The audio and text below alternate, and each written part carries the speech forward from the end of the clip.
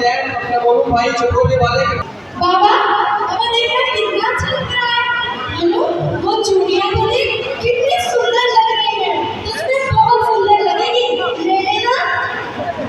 नहीं नहीं बाबा मुझे कुछ नहीं चाहिए। ठीक है मनु फिर मेरे का आनंद लो।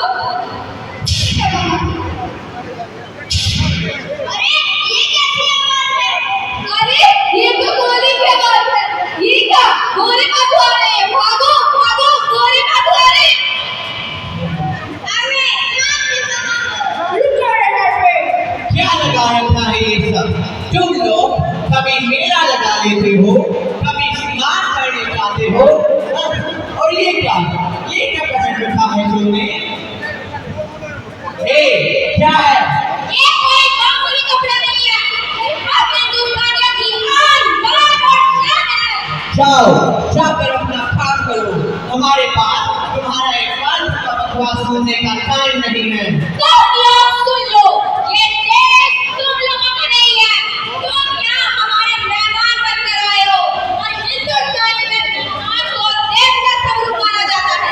कभी भी भेदभाव कृपया अच्छे मेहमान की तरह बर्ताव करो, नहीं तो सबके लिए अच्छा होगा। हमको धमकी देता है? हमको मैंने सिखाएगा जिसको खाने का तमीज नहीं, पहनने का तमीज नहीं, डरपोक उस दिल कहेगा। अपनी जुबान को लगा दो। हम हिंदुस्तानी तो फिर चीज रखते नहीं है। हमसे फाइट करेगा? हमसे? तुम्हें तो हमारा गेम का खेलना नहीं आता। हम हिंदुस्तानी अपने हिम्मत और बुद्धि से खेल अवश्य जीतने निकालेंगे। अगर तुम लोगों में हिम्मत होता तो तुम समाज हमारा गुलाम नहीं होता। गुलाम मत बनो। अरे सब क्या करना? यदि हम जीत जाते हैं तुम्हें पगड़ी बनानी होगी। ठीक है, और अगर तुम हार जाता है तो तुम्हारे इस काका को हमारा खून चाटना पड़ेगा।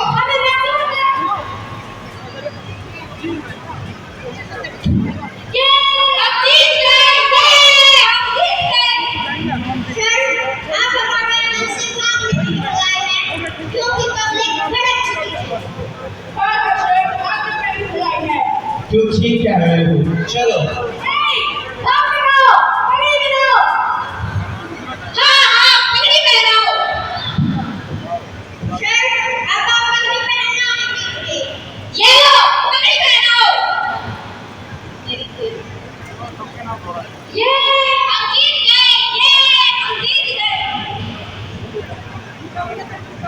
ये लड़की हमें ही हमारा गेम में हरा कर चली गई।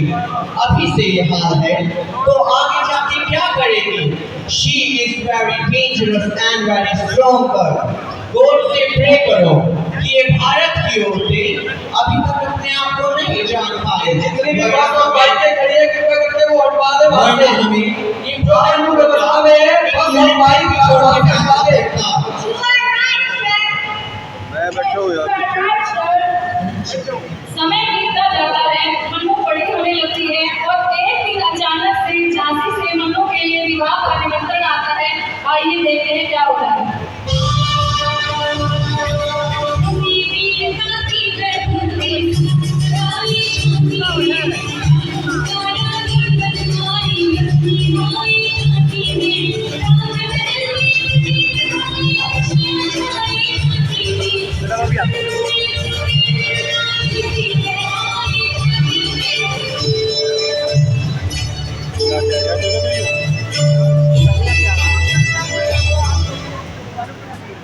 विवाह के बाद लक्ष्मीबाई पहली बार महाराज गंगाधर राव के साथ कुलदेवी के मंदिर में दर्शन करने के लिए जाती है और मंदिर को देखने लगती है। मंदिर में क्या हो रहा है वो इस बात से पूरी तरह से अनभिज्ञ है।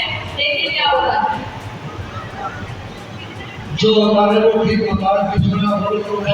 हम पर सदैव अपने अनुकंपा इसी प्रकार बनाए रखना। महाराज माँ भवानी की कृपा तो सदैव अपने भक्तों पे बनी रहती है। आप माँ के चरणों में एक बलि भेंट कर दीजिए जिससे आपकी मनोकामना अवश्य पूरी हो। जी पुजारी जी जैसे आपकी आज्ञा। मंत्री जी चेन्नई की मनी मंगाई जाए।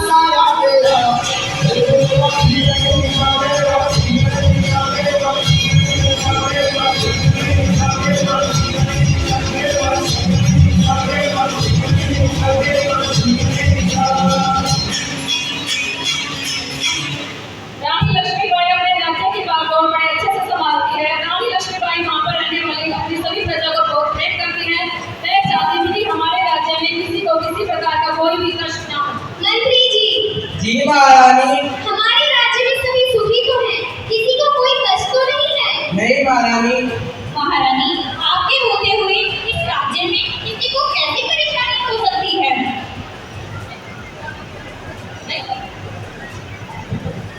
लेकिन राजा को तो छोड़ी मंजूरता आई, देखते हैं क्या होता है। महारानी की जय हो। महारानी, अंग्रेजों ने यह घोषणा की है कि जिस राज्य को कोई वारिस नहीं होगा वह अंग्रेजों के अधीन हो जाएगा।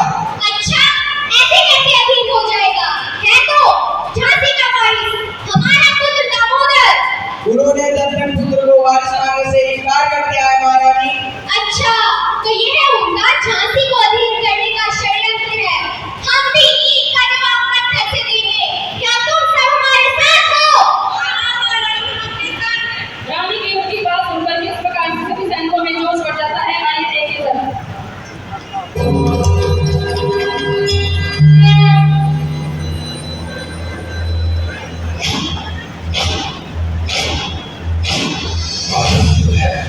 बोल मस्तकों के झुंड आज जंग की घड़ी तुम हार दो।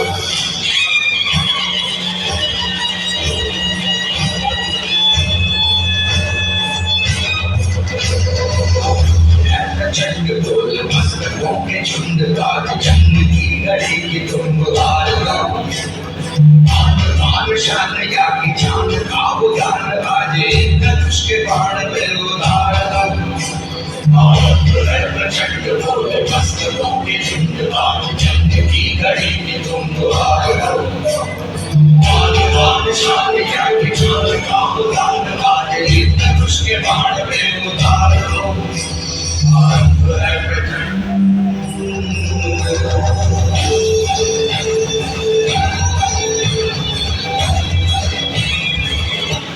देखिए किस प्रकार रानी लक्ष्मीबाई अपनी सेना को युद्ध के लिए लेकर निकलती है और उधर से अंग्रेज अधिकारी भी आ जाते हैं। चलो वीर सैनिकों, युद्ध के लिए प्रस्थान करें।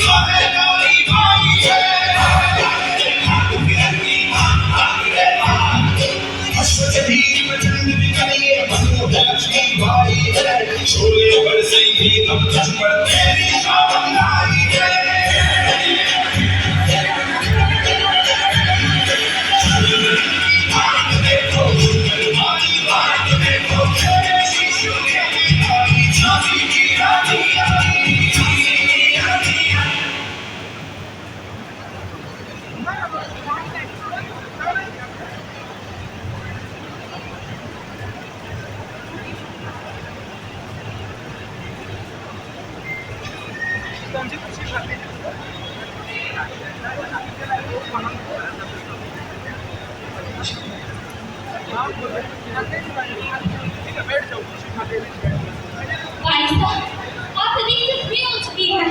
आप दामोदर को लेकर पहुंचे। युद्ध के मैदान को छोड़कर भागना कायरता है। हम कहीं नहीं जाएंगे। एक रानी होने के नाते हम आपको आदेश देते हैं, आप दामोदर को लेकर चले जाइए। ठीक है भाई साहब।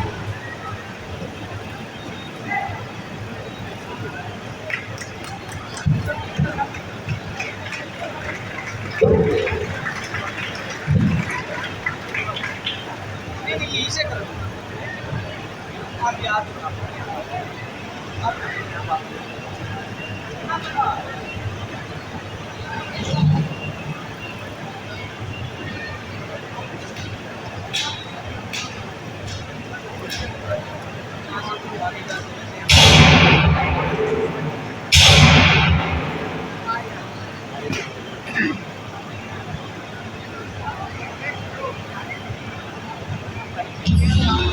Thank you.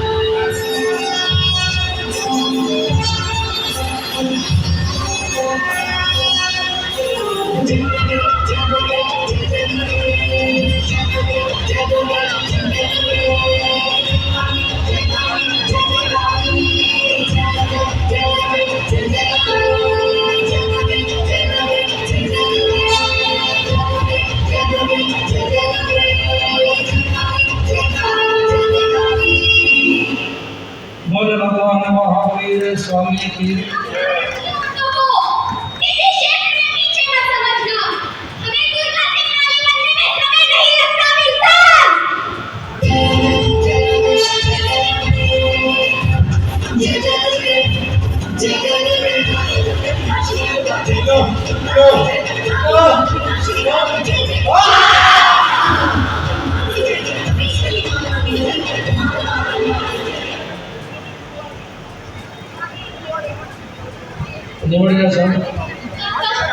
हमारी आपसे एक गुजारिश है, हमारा ये शरीर इन अंग्रेजों के हाथ नहीं लगना चाहिए।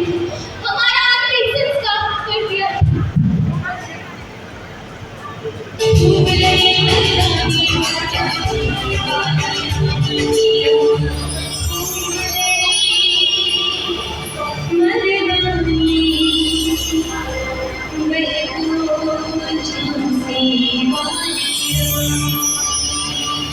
शहीद वीरांगना महारानी लक्ष्मीबाई की जय हो।